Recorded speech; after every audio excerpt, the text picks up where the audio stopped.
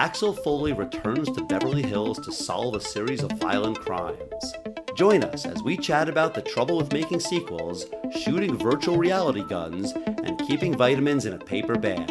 Then we find out if Beverly Hills Cop II stands the test of time.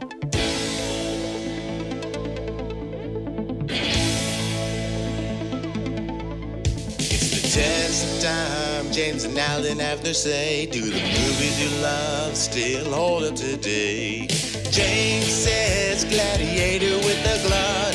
Alan says as a father blah blah. It's the test of time, James and Alan have their say. Do the movies you love still hold up today? Test of time, James and Alan have their say. Do the movies you love still hold up today?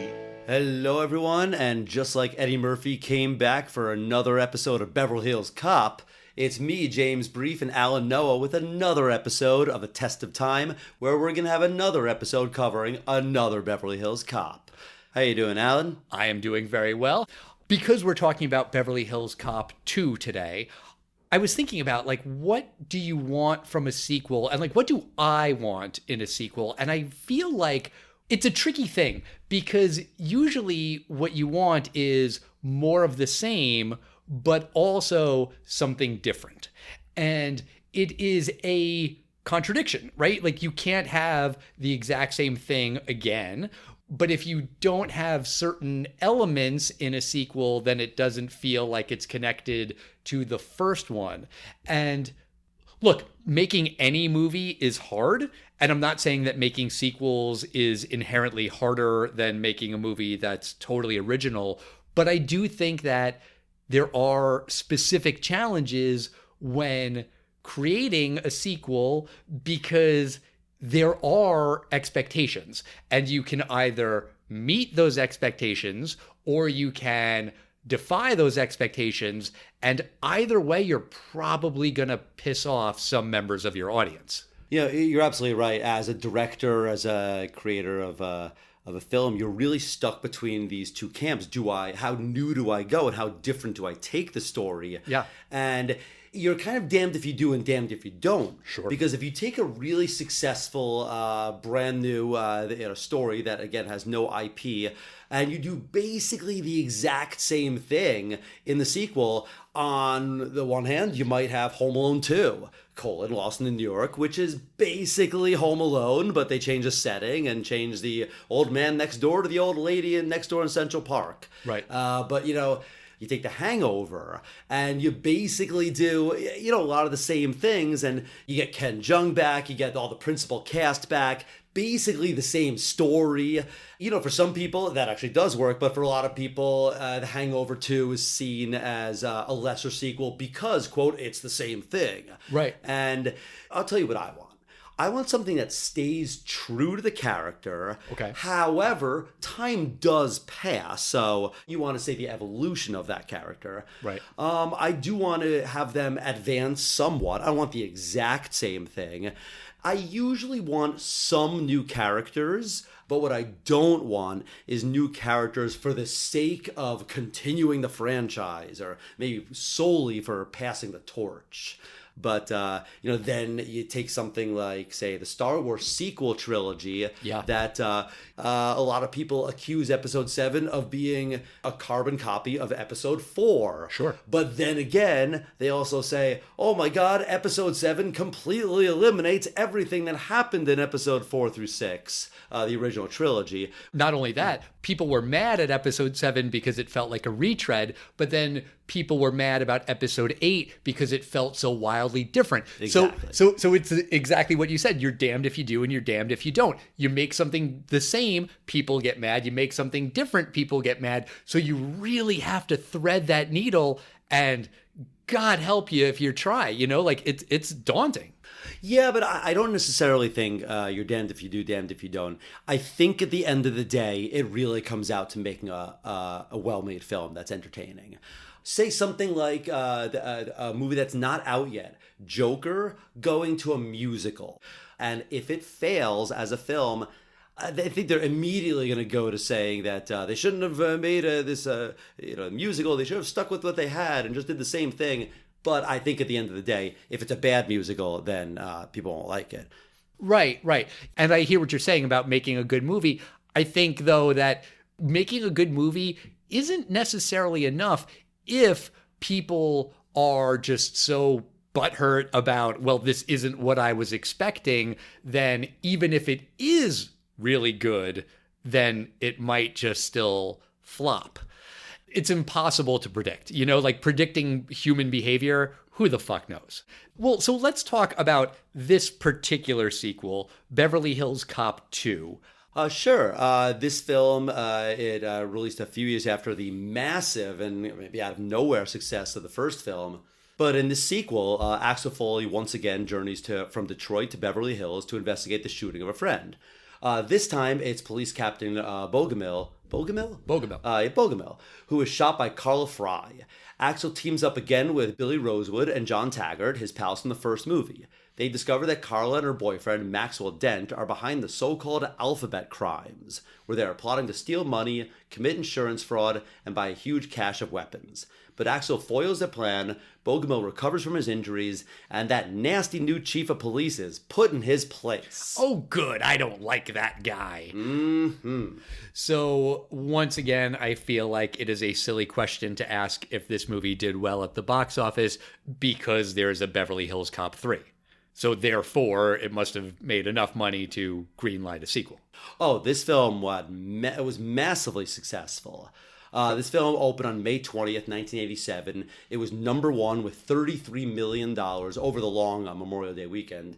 Also debuting that week, a movie I've never seen.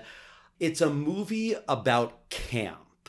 It's a franchise. I don't know if it's the first in a franchise, but this franchise goes to jail. Ernest? Ernest, that's right. So Ernest Goes to Camp came in at #2 that week. But it made $153 million domestically and $300 million worldwide, 299 to be exact. Wow. And yeah, this was a huge success. Okay, all right. Well, I kind of wanted to start the episode by talking about sequels kind of in general, because last week when we talked about the first Beverly Hills Cop, I liked the movie, but my one kind of major criticism about it was I felt like the bad guy plot was a little basic, a little simple, kind of not much of a whodunit mystery. I mean, I didn't specifically say, I sure hope in the next movie it's more complicated, but that's what we got. In this movie, the plot was very, very convoluted, and I will be honest, I was confused. I had a hard time keeping track of all of the people in this crime syndicate. Did you? Was that just me? I was able to follow it very well because I really liked this 80s cast of henchmen. You had Bridget Nielsen, really 80s. You had Dean Stockwell. He's from Quantum Leap. He was the hologram Al. Of course, and I will always think of him as Al. And in Quantum Leap, he smoked a cigar. That was like one of his things. He always had a cigar in his hand, and he smokes a cigar in this movie. I don't know if Dean Stockwell smoked cigars in real life. And in this movie, he plays a guy named Kane, but I was confused about how Kane related to Carla, the Bridget Nielsen character, and then Maxwell, and then there's Thermopolis, a Greek-sounding name. Like, I was just confused about how they all kind of connected and worked together. Maybe they were all just part of the same gang, and that the best-looking bad guys were at the top. Basically, the best-looking guy and the Bridget Nielsen were at the top there, and. You said your problem was that the villain last week was a little underdeveloped. And the problem I had with the Beverly Hills Cop last week was I didn't really care for the over-the-top action. But this film, they basically decided, all right, we're going to take the best part of Beverly Hills Cop 1, Eddie Murphy. Mm-hmm. We're going to still have him be a Detroit guy going to Beverly Hills. You're going to keep most of the principal cast, Bogomil and John Ashton and Judge Reinhold. Mm-hmm. They were all very good in the first one, and I like the chemistry of the first one. but they decide to give the directing duties from Martin Brest to Tony Scott. And Tony Scott, the late Tony Scott, brother of Ridley Scott, I believe. I think so. He was given the job because of the success he had with Don Simpson and Jerry Bruckheimer, who returned as the producers. What did he direct for them? To great success, Al. Oh, Top Gun. Right, the #1 movie of the year before. So they gave him directing duties here. And Martin Brest didn't want to come back. Okay, I didn't know that. So Martin Brest didn't come back voluntarily. Yeah. But Tony Scott, perfectly capable director, but he's a hard action director. I mean, he does spy movies, he does quick action films. And he took everything I didn't like about Beverly Hills Cop and he upped the ante, not in a bad way. I mean, you hire Tony Scott to do it. And Tony Scott, he does action stuff, guns, and I didn't really care for this stuff because I thought that was the weakest part of the film. The first film. Of the first film. Okay. But it just seems like in this film, no, he'll just take out 5 guys. Yeah, that's a very, very good point. The focus on the action is very, very apparent. And I think the corollary to that is that the humor in this movie feels really forced. And it shouldn't, because this movie stars Eddie fucking Murphy, who is hilarious. But a lot of the jokes in this movie, and I'm making air quotes when I use that word, they just feel like shoehorned in. For example, the part where they go to Billy's apartment and get this, guys, Billy has a lot of plants. And get this, he names his plants. But like, okay, what the fuck is the joke here? It's hacky. It feels like something that they just pulled out of their ass. There's a lot of jokes about Taggart being divorced or going through a divorce, which I don't know. Is that supposed to be funny? I think so.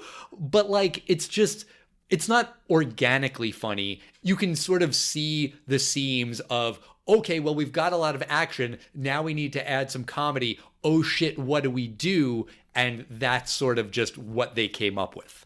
I agree that some of the stuff just inherently isn't funny. The plant thing, there's no callback to it later. It's not like they're chasing people down and he can say even something stupid, like as they're firing guns, like, oh, look at that chrysanthemum, which still wouldn't be funny, I would say. But at least it's a weird thing to just give him because he didn't do that in the first film. But mostly it's just not funny. Right.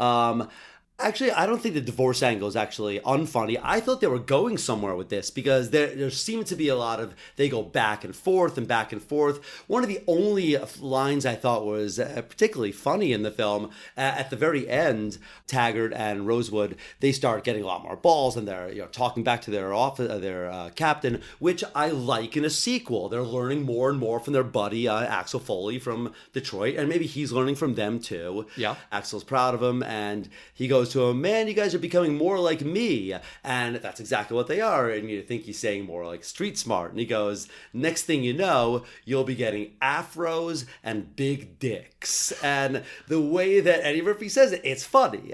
And he smiles as he says it. And the two guys are laughing. And now he's saying things like, oh, of course she's going to get back to you with your huge big dick and all this. But it doesn't really go anywhere with this divorce thing. Well, yeah, and also that line is weird because Axel does not have an afro. I'll take his word on it, on his big dick. But also at the end of the movie, and I know we skipped right to the end, but Carla is like about to kill Axel, and then Taggart shoots her, and then he says, women. And I wasn't sure if that was supposed to be like a divorce-related joke because he's frustrated with his wife, and so he's frustrated with women in general. I also just don't like the fact that he shot her. I get it. She's the bad guy. Yeah, she was going to kill Axel. He's justified in shooting her. I still feel like that's a little icky. Something could have crashed into her or something that doesn't have to be as direct as him shooting her. But whether or not you find that off-putting, just like the fact that he makes the quip of women, I was like, that's just weird. It just doesn't work. I'll give you an example of how a line like this could work. Let's say Taggart takes a shot right to the gut, and this is right. He's right before the ambulance comes, and he'll be fine. But he's dying, and it's like, Taggart, you okay? Don't die on me. Say something. And if he just goes, "Women, am I right?" Yeah, that can work. Yes, absolutely. But going back a little bit to this big picture plot that the Bridget Nielsen character is a part of, it's called the Alphabet Crimes. Oh, God. Right in the fucking beginning, after they commit one robbery and they leave an envelope with the letter A. And next scene, we've got to solve these alphabet crimes. First of all, what crimes, plural? There has been one. If they had started it where the envelope had the letter J on it because there's already been a whole bunch of others, fine. There's a pattern, there's an MO, you can start your movie in the middle of the story, that's great. But it's just weird, they're calling it the Alphabet Crimes before she shoots Bogomil, which is the B crime. It just doesn't make any fucking sense. That's a fantastic point. If there was an A and B, the media would immediately pick up on this because I think the media loves this stuff. The Son of Sam, the Zodiac Killer. But why would you do something like these alphabet crimes? And, it's not even subtle. The E is Empyrean Fields. There's not many, big things that are going to be E. And That's the E and F. Right, and CD, City Deposit. Yes, to all of that. But also, what is their plan? Maxwell and Carla, what are they doing? Let's go through the alphabet crimes. The A is a jewelry store heist. That's the first thing. At Adriano's. Okay, there you go, right? B is they shoot Bogomil, who is a cop who's on their trail and kind of figuring out what they're doing. CD is a city deposit. That's another robbery. EF is the fields that they're going to destroy for the insurance money. So they're stealing money, shooting cops, and then they're using the money that they steal to buy weapons. That's who the arms dealer guy is that they're doing business with. Okay, so why? Why are they buying all of these weapons? Oh, we never find out. That is just a completely loose plot thread, I think, right? Yeah, there's just a lot that I don't understand either. The Bridget Nielsen character, Carla, she runs the Beverly Hills Gun Club or gun range. Yeah. And it's not a normal gun range, which is where you shoot guns. It's sort of like a video game.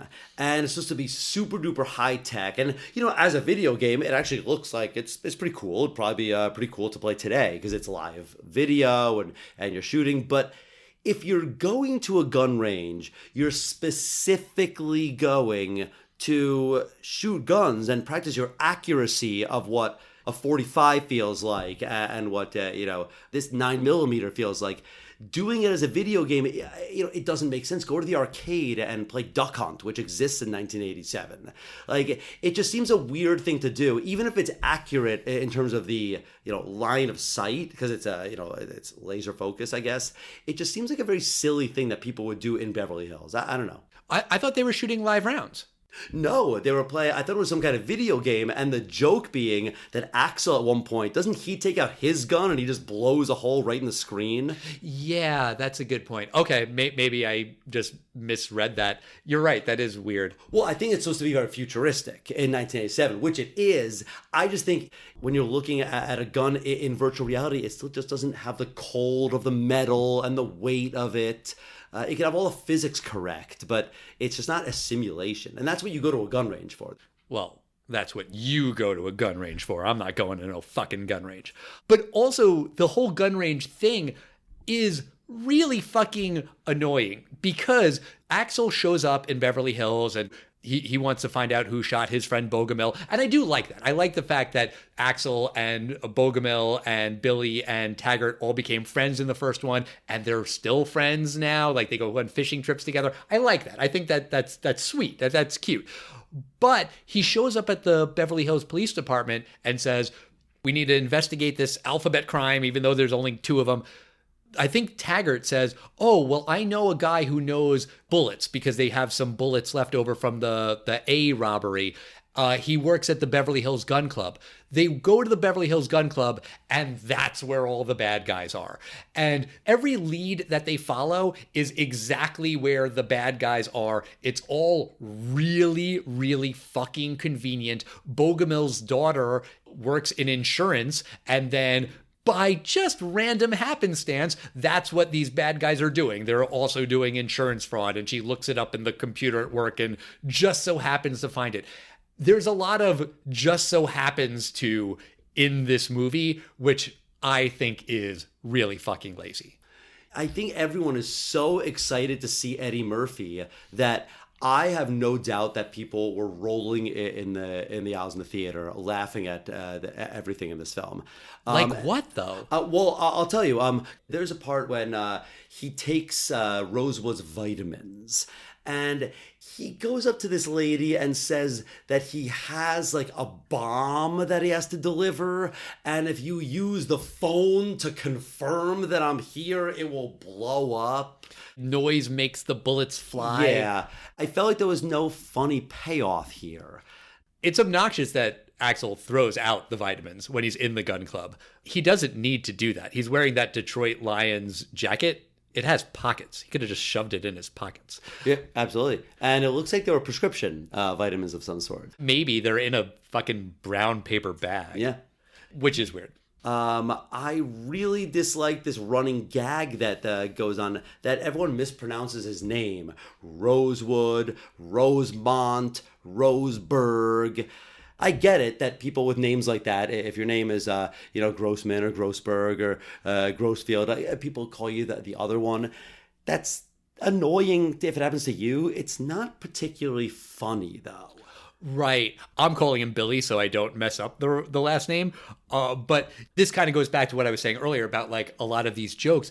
They're not funny. There's a whole thing about Taggart looks like Gerald Ford, which he doesn't. Also, that doesn't really stand the test of time. Does your average 15-year-old today know what Gerald Ford looks like? Probably not. No, Al. The answer is no. You said the average 14-year-old. I said 15-year-old. 15-year-old. George W. Bush, I don't think they could pick out of a lineup. Right. That's totally fair. And that happens in a strip club. There's another strip club scene, just like in the first one. Kind of feels a little familiar. In that scene, I Want Your Sex by George Michael is playing, which is a great song. I feel like I'm shitting on the movie a lot. There are a couple of good songs on this soundtrack. It's not as good as the first movie soundtrack, but I Want Your Sex is a classic, as is the Bob Seger song Shakedown, which actually won an Oscar for Best Original Song in a Movie. So you can say that Beverly Hills Cop II did win an Oscar, and that's technically true. More Bob Seger than, the movie itself. A lot of great songs are from bad movies. Sure. There's absolutely no reason it's in a strip club except for them for that smash cut of like, all right, let's just get a quick drink at a nice place. Strip club. Yeah, exactly. After the strip club, where conveniently all the bad guys are, there is a shootout and a car chase, and Axel is able to pick up one piece of evidence, which is this matchbook, which conveniently is all the clue that he needs. Like, he does this trick with super glue where he can reveal the fingerprint on the matchbook, and I was like, okay, neat, Axel Foley, he knows how to do cool shit. And Billy says something like, oh, how did you know how to do that? And Axel says, well, I wasn't always a cop. And when I was younger, I fractured a few laws. That's kind of a recurring gag. It comes up again later when he uses like the gum wrapper to break into a window or something. And first off, I hate that. Fractured some laws. I get it. Fractured is a synonym of broke, but no one ever fucking says that. That's not an expression. It's not clever. Also, why the fuck are you saying that? Axel Foley is a cop. He's a good cop. We know that from the first movie. Like, the fact that he knows how to do these things to get into a window to reveal a fingerprint, it's because he's a good cop, not because when he was a kid he broke some laws. It doesn't make any fucking sense. I actually have a completely different take on that. That was one of the few things I actually liked those lines when he said, the line, fracture a few laws. It's not great, but I didn't mind that. It goes back to one of our favorite parts of last week's episode when you told me you loved me, Al. Sure. And I love you too, Al. Aw. And that's when we were talking, when Axel's talking to his friend Jimmy, and there's a line he says, why didn't you ever tell them what I did? Otherwise, Axel, he would also go to a prison.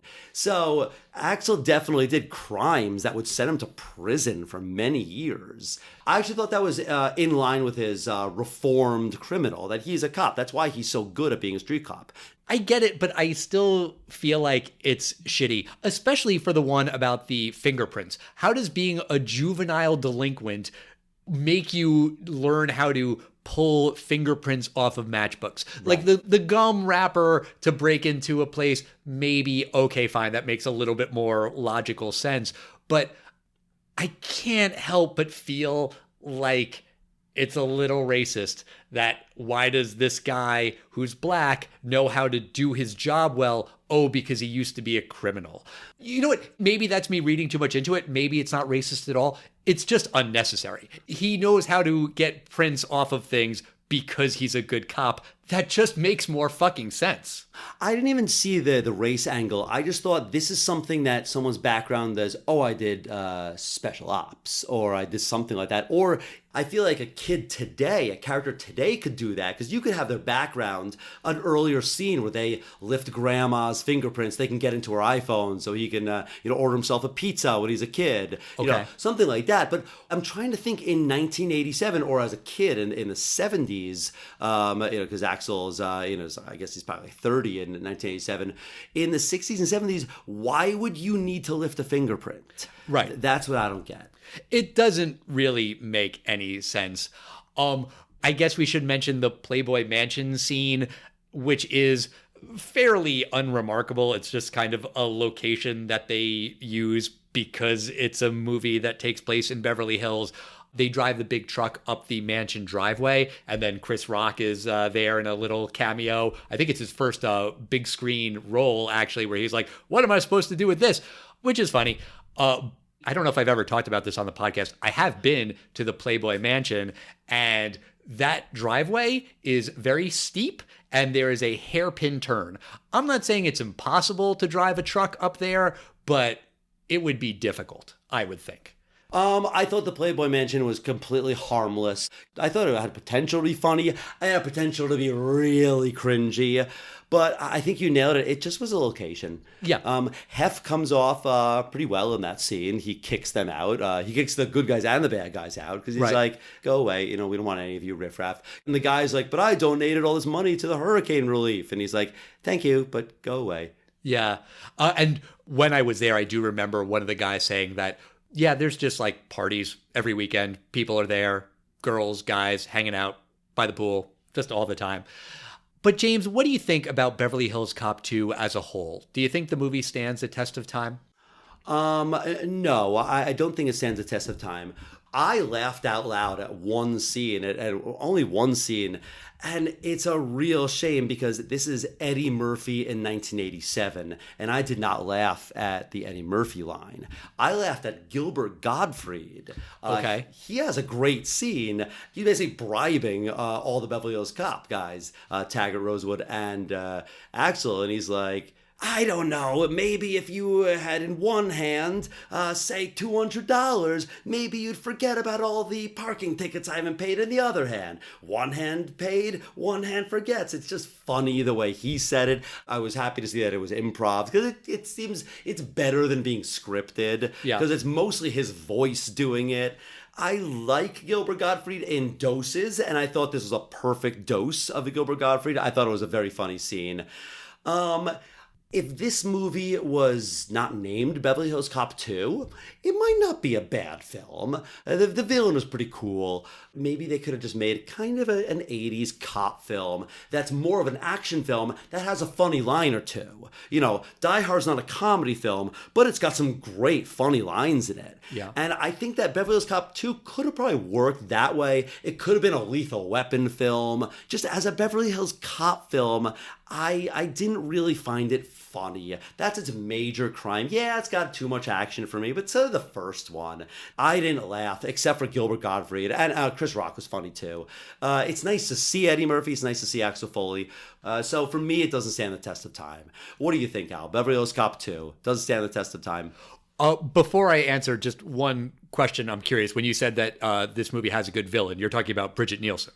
Yeah, Bridget Nielsen. Okay. I actually can't really picture what the guy's name was. He was generic white rich villain. But I was talking about Bridget Nielsen when I said a good villain. Okay, yeah. Maxwell Dent and Nikos Thermopoulos are both just straight out of central casting, generic bad guys.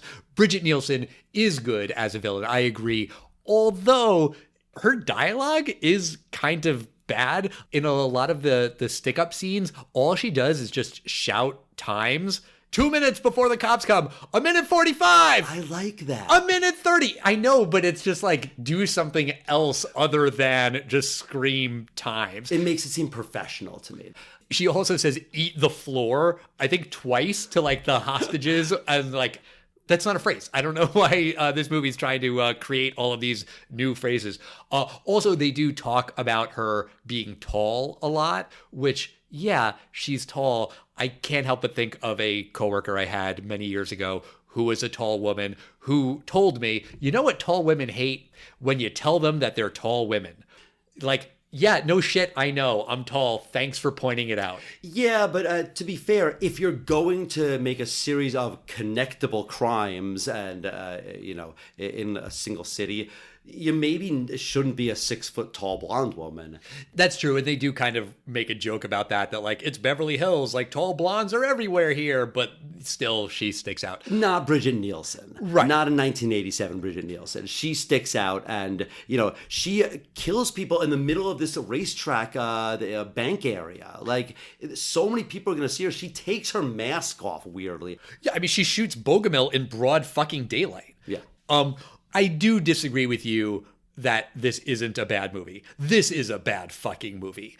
And I'll say the cheesy dad line, I wasn't mad watching this movie. I was disappointed. I really like the first movie, and this is just dog shit. It takes all of the good stuff from the first movie and removes it. It takes all of the bad stuff from the first movie and amplifies it. It's hard to follow. It's confusing. It's not funny. It doesn't make any fucking sense. And this phrase, I realize, doesn't really stand the test of time anymore, but this movie feels like a copy of a copy. They're trying to recreate the magic of the first movie and failing spectacularly. Copy of a copy was more about photocopies and I guess maybe VHS tapes, where, if you kept copying something over and over again, the quality degrades. Now in the digital era, who gives a shit? Doesn't really matter as much. But yeah, it just feels like a pale imitation of the first movie. And I was fucking bummed. I was really bummed watching this movie. I'm like, why isn't this fun? Why am I hating this? I hate all of this. When will this fucking thing end? Which is a shitty way to feel for a sequel when I really liked the first one. So no, this movie does not stand the test of time. But that's going to do it for us this week. Next week, we will round out our Beverly Hills Cop trilogy with Beverly Hills Cop 3. I hope it's better than Beverly Hills Cop 2. But until then, we want to hear from you guys. We are at Test of Time Pod on Facebook, X, Instagram, and Threads. Let us know what you think about sequels and Bridget Nielsen and people who put vitamins in paper bags and gun ranges. Anything, really. We love hearing from you. And we'll see you next time, everybody. Bye.